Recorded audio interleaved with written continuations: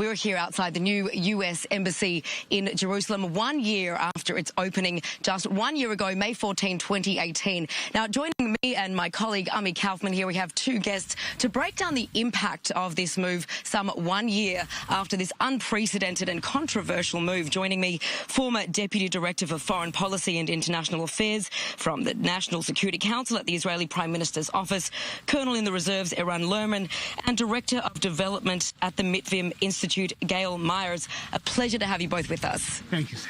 Now, of course, we heard from U.S. Ambassador David Friedman earlier yesterday saying that contrary to negative predictions, the Jerusalem Embassy has, of course, been an extraordinary success. Gayle, your thoughts? Well, as Ami said, the move of the U.S. Embassy has not lived up to the diplomatic potential that Prime Minister Netanyahu and President Trump anticipated. It's a symbolic move that is certainly satisfying in the short term, but it has not changed the rules of the game in the way that they had hoped and anticipated. In fact, when President Trump said that he took Jerusalem off the table, by moving the embassy, he put it right back in the middle of the plate.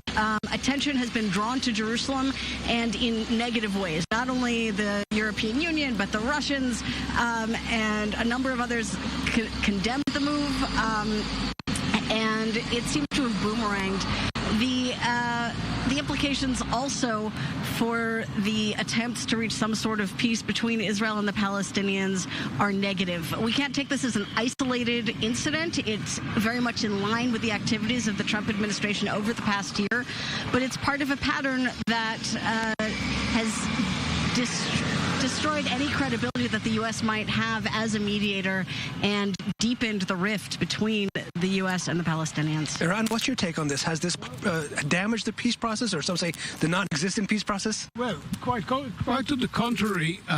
We have to bear in mind, we're looking at this against the background of 8 years of the Obama administration doing its level best, and I don't blame them for trying, under the assumption that if they put daylight between them and Israel, this would actually make peace more likely.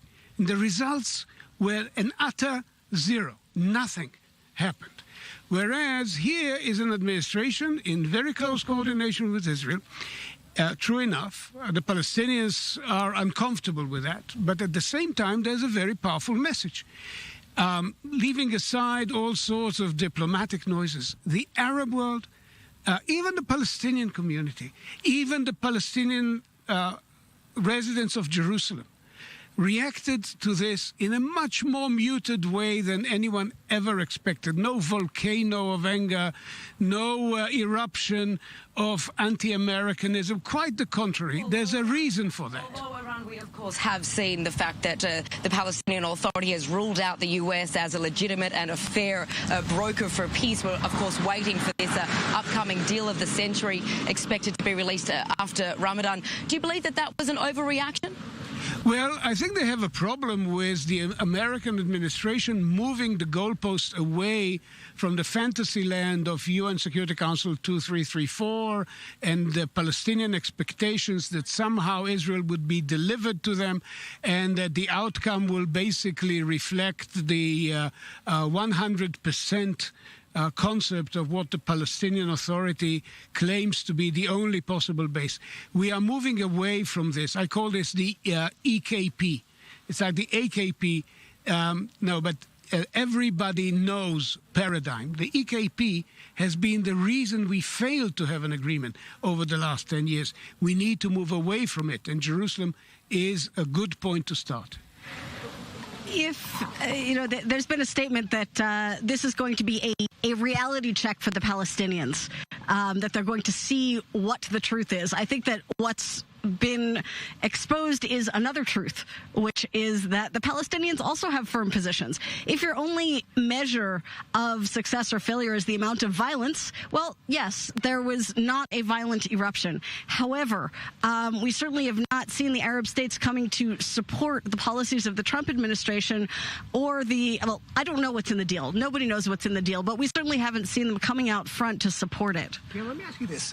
Why do you think we've only seen so far one country, Guatemala, follow the United States example and move their embassy to Jerusalem?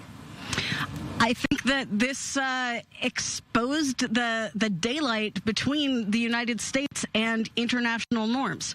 It's another example of the way the Trump administration is disregarding some of the concepts and standards of international law that were set up following the conflicts of the last century. The biggest motivations for countries to move seem to be, as you mentioned, Ami, countries with large evangelical populations. Otherwise, we're not really seeing it in the interests of countries to move their embassies here.